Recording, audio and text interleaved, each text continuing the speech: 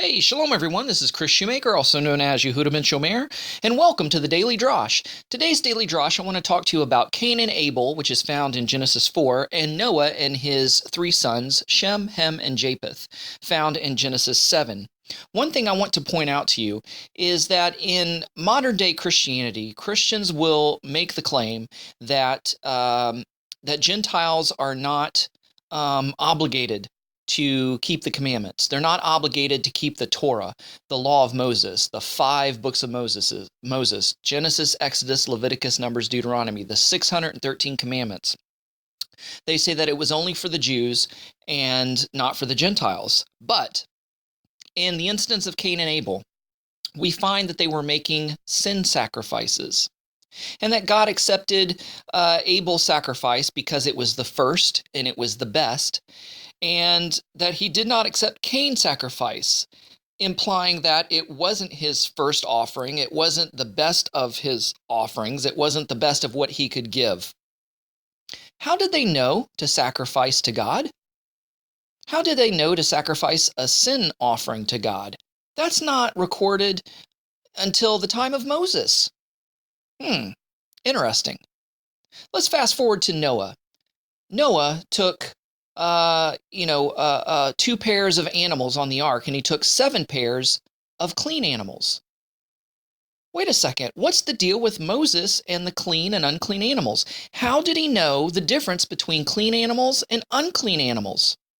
That wasn't codified until the time of Moses. So we see evidence, even from Genesis.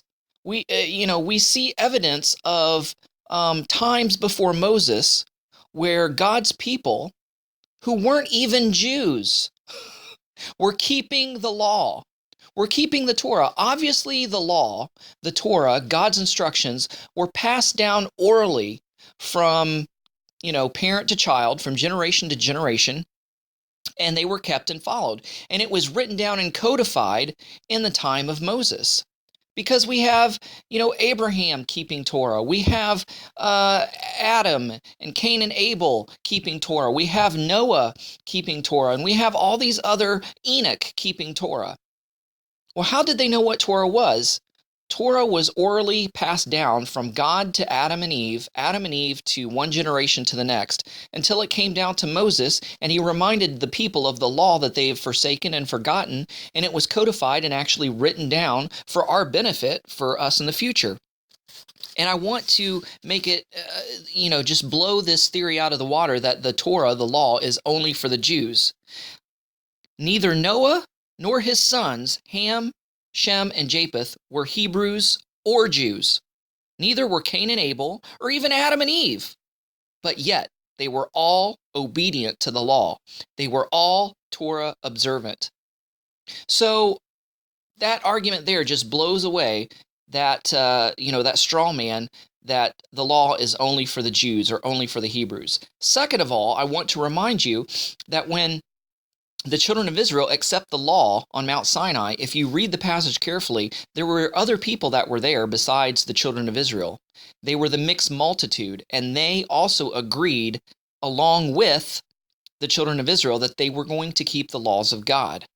So the law is not just for Jews or Hebrews. The law is for Gentiles. It's for the 70 root nations. It's for the whole world. It's for everybody. It's for everybody and anybody who wants to follow the God of Abraham, Isaac, and Jacob, the God of Israel. Hey guys, thanks so much for listening. Go out there and have a great day. Shalom and Shavua Tov. AbrahamsDescendants.com, getting back to the 1st century in a 21st century way.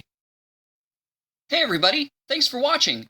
And don't forget to check out and subscribe to our social media accounts on Instagram at AD_International, on Facebook at Abraham's Descendants International, on Twitter at ADINT Ministries, and on Blogger at Ray Bash's Ramblings.